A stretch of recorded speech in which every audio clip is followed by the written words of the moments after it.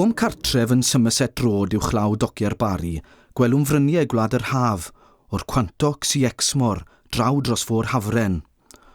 Ond pan seiniau corn trist yr oleilong unig Brexy, byddai Gwlad yr Haf a'r dociau weithiau o'r golwg dan y niwl.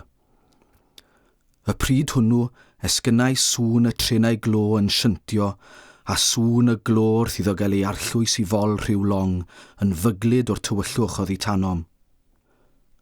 Roedd y rhyfel mawr ar ei ganol pan es i ysgol y plant lleia am 4 oed.